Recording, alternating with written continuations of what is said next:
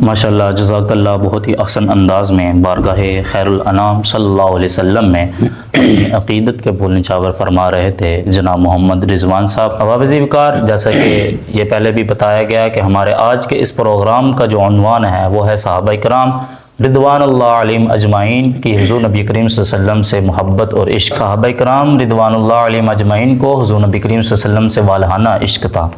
اس لیے کہ صحابہ کرام میں سے کبھی کوئی حضور کے چہرے کو چاند کے ساتھ تشبیہ دیتا ہے تو کبھی کوئی سورج کے ساتھ تشبیہ دیتا ہے۔ مشکوٰۃ شریف کی روایت ہے کہ حضرت ابو ہریرہ رضی اللہ تعالیٰ عنہ بیان فرماتے ہیں، ما رأیت شیئا احسن من رسول اللہ صلی اللہ علیہ وسلم کأن الشمس تجری علی وجہہ۔ حضرت ابو ہریرہ بیان فرماتے ہیں کہ میں نے حضور نبی کریم صلی اللہ علیہ وسلم کے بڑھ کر کسی چیز کو اتنا حسین نہیں دیکھا، سبحان اللہ، اور آپ کے چہرے میں اتنا حسن و جمال دیکھا، اس قدر حسن و جمال دیکھا کہ گویا سورج آپ کے چہرے میں چل رہا ہے۔ سبحان اللہ۔ تو حواوز وقار، اسی موضوع کو برقرار رکھتے ہوئے ہمارے پاس جو مہمان موجود ہیں محترم جناب علامہ محمد عثمان سیالوی صاحب، وہ اسی موضوع کو برقرار رکھتے ہوئے اپنے گفتگو کا آغاز کرتے ہیں۔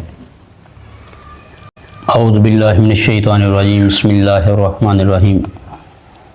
قال اللہ تبارک و تعالی فی القرآن المجید والفرقان الحمید، قل ان کنتم تحبون اللہ فاتبعونی یحببکم اللہ یغفر لکم ذنوبکم واللہ غفور رحیم۔ سبحان اللہ۔ صدق اللہ العظیم، صلو علی الحبیب، الصلاۃ والسلام علیک یا سیدی یا رسول اللہ وعلی آلک واصحابک یا جد الحسن والحسین۔ دل میں عشق محمد نہیں ہے اگر کلمہ سننے سنانے سے کیا فائدہ۔ دل میں عشق محمد نہیں ہے اگر کلمہ سننے سنانے سے کیا فائدہ، قلب میں شوق طیبہ نہیں ہے اگر پھر مکے میں آنے جانے سے کیا فائدہ۔ خشک سجدے کیے خوب ماتھا گھسا، خشک سجدے کیے خوب ماتھا گھسا، اور پیشانی پہ داغ سجدہ بنا، قلب داغ محبت سے خالی رہا، یوں ماتھا گھسانے سے کیا فائدہ۔ قلب داغ محبت سے خالی رہا، یوں ماتھا گھسانے سے کیا فائدہ۔ اللہ تعالیٰ کی حمد و ثنا اور حضور نبی کریم احمد مجتبیٰ محمد مصطفیٰ جناب صلی اللہ تعالیٰ علیہ وسلم کی بارگاہ ناز کے اندر ہدیہ عقیدت و محبت کے پھول نچھاور کرنے کے بعد، سامعین محترم، میں نے جو آپ احباب کے سامنے آیت مبارکہ تلاوت کرنے کا شرف حاصل کیا، اللہ تعالیٰ اس کے اندر ارشاد فرما رہے ہیں، کل کہ اے محبوب آپ فرما دیجئے، ان کنتم تحبون اللہ، اگر تم اللہ تعالیٰ سے محبت رکھتے ہو تو فاتبعونی یحببکم اللہ، مجھ محمد صلی اللہ علیہ وسلم کی پیروی کرو، اللہ تعالیٰ تم سے محبت فرمائے گا۔ اب جب اللہ تعالیٰ بندے سے محبت کریں گے تو انعام کیا دیں گے؟ یغفر لکم ذنوبکم، تمہارے گناہوں کو معاف فرما دیں گے، اور پھر آگے اپنی صفات بیان کر دیں، واللہ غفور الرحیم، بے شک وہی ذات ہے بخشنے والی اور رحم فرمانے والی۔ سبحان اللہ۔ سامعین محترم، اب اگر ہم خلفائے راشدین حضرت ابو بکر صدیق رضی اللہ تعالیٰ عنہ، جناب عمر فاروق رضی اللہ تعالیٰ عنہ، عثمان غنی ذو النورین اور شیر خدا علی المرتضیٰ رضی اللہ تعالیٰ عنہ کی زندگیوں کا مطالعہ کریں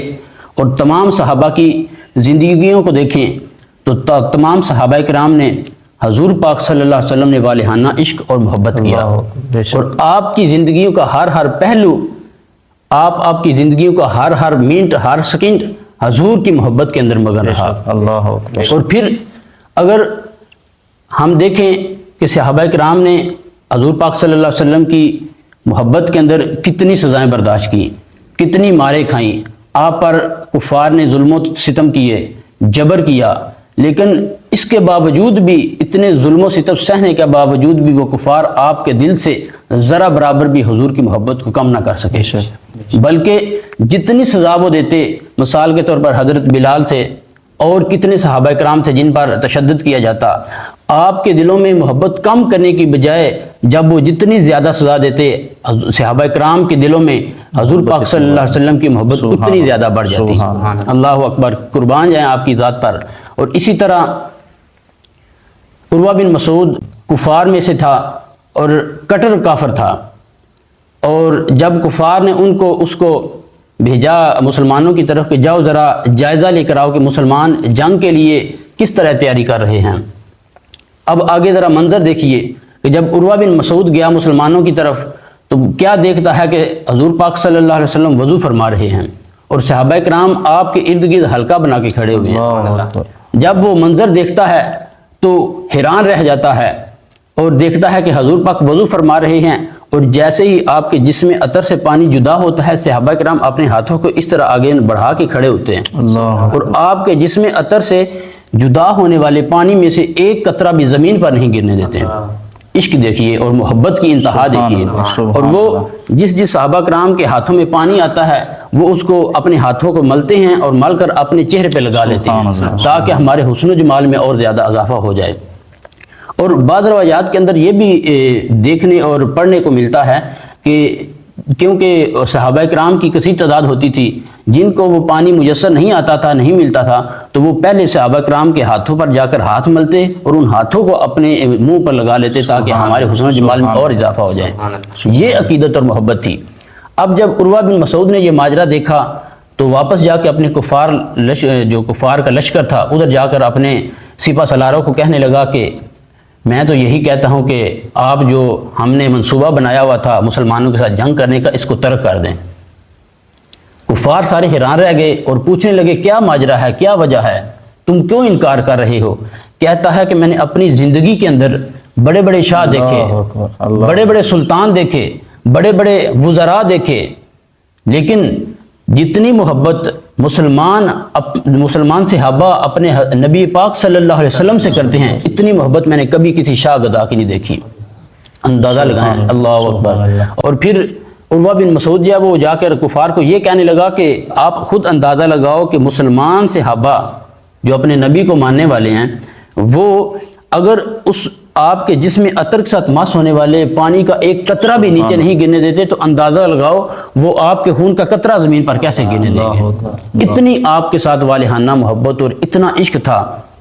اور پھر اس کے بعد عروہ بن مسعود کے بعد حضرت انس بن مالک رضی اللہ تعالیٰ عنہ سے روایت ہے کہ حضور پاک صلی اللہ علیہ وسلم جب حجام کی دکان پر جاتے بال کٹوانے کے لیے تو اسی طرح بالکل اسی طرح صحابہ کرام رضوان اللہ اجمعین حضور پاک صلی اللہ علیہ وسلم کے ارد گرد دائرہ بنا کر کھڑے ہو جاتے، اور جب نئی آپ کے بال ٹھیک کر رہا ہوتا تو صحابہ کرام اسی طرح اپنے ہاتھوں کو پھیلائے ہوتے کہ تاکہ حضور کی زلف مبارک اور آپ کی داڑھی مبارک کا کوئی بال بھی زمین پر نہ گرے۔ اور اس کے علاوہ حضرت سعد بن ابی وقاص جب آپ مسلمان ہوئے تو آپ کی والدہ ماجدہ جو ہیں انہوں نے آپ سے ناراض ہو گئی اور کھانا پینا بند کر دیا۔ انہوں نے کہا کہ آپ اسلام کو چھوڑ دیں وگرنہ میں کھانا پینا بند کر دوں گی اور اسی بھوک پیاس کی وجہ سے میں مر جاؤں گی۔ تو روایات کے اندر پڑھنے اور دیکھنے کو ملتا ہے کہ آپ جب انہوں نے لگاتار کچھ دن کھانا چھوڑ دیا تو جو ہے وہ جسم کے اندر لاغر ہو گئے، تو اس کی وجہ سے جب بے ہوشی کی حالت طاری ہوتی تو جس وقت ہوش آتی تو سعد بن ابی وقاص جو ہیں وہ لکڑی کا ایک ٹکڑا لیتے ان کے منہ میں رکھتے اور منہ میں رکھ کے تو کچھ نوالے ان کے منہ میں ڈالتے تاکہ حلق سے نیچے اتر جائے اور ان کی جان بچی رہے۔ اب ان کی والدہ بار بار یہ اصرار کرتی کہ آپ محمد صلی اللہ علیہ وسلم کا نعوذ باللہ من ذالک جو کلمہ پڑھتے ہیں اس کو بھی چھوڑ دیں اور مسلمان ہونے کا دعویٰ جو ہے وہ رد کر دیں اور اپنے جو سابقہ ایمان ہے اس پر اپنے مذہب پر آ جائیں۔ لیکن حضرت سعد بن ابی وقاص کہتے ہیں کہ میں ان کو نہیں چھوڑ سکتا۔ جب آپ کی والدہ نے اصرار کیا تو آپ کی والدہ کہنے لگی کہ اگر آپ مسلمان ہی رہیں گے تو میں اسی طرح بھوک پیاس میں رہوں گی اور مر جاؤں گی۔ اب اللہ اکبر، سعد بن ابی وقاص کے جملے سنیے۔ حالانکہ قرآن مجید کے اندر اللہ تعالیٰ نے جا بجا جہاں اپنی وحدانیت کا اعلان کیا، حضور کا جو ہے وہ نام لیا، حضور کی تعریفات کی، اس کے بعد والدین کے ساتھ حسن و سلوک رکھنے کا ارشاد فرمایا۔ اور اسی طرح حضور کی حدیث مبارکہ کا جب ہم مطالعہ کریں تو حضور پاک نے بھی سختی کے ساتھ والدین کے ساتھ جو ہے وہ حسن سلوک کرنے کا حکم فرمایا۔ جب آپ کی والدہ نے حضرت سعد بن ابی وقاص کو اسلام چھوڑنے پر مجبور کیا اور انہوں نے یہ دھمکی کے طور پر کہا کہ میں اسی بھوک پیاس کی وجہ سے اپنی جان دے دوں گی، اب سعد بن ابی وقاص رضی اللہ تعالیٰ عنہ نے ارشاد فرمایا کہ اے ماں، اگر اللہ تعالیٰ تجھے کروڑوں زندگیاں دے اور اس کے بعد پھر تو فوت ہو جائے، پھر تمہیں زندگی کروڑ مرتبہ دی جائے، پھر فوت ہو جائے، اس کے باوجود میں اسلام نہیں چھوڑوں گا اور نہ ہی حضور کے دامن کو چھوڑوں گا۔ اس قدر آپ کے ساتھ صحابہ کرام رضوان اللہ اجمعین کو عشق و محبت تھا جو آپ کی نس نس میں بس چکا تھا، اور ان کا ایک ہی نعرہ تھا، ایک ہی آواز تھی، اپنی زندگیاں تو کٹا سکتے ہیں، سر تو دے سکتے ہیں، سبحان اللہ، جانیں تو دے سکتے ہیں، لیکن حضور کی ذات کو نہیں چھوڑ سکتے۔ اور آخر میں یہی کہوں گا کہ صحابہ کرام نے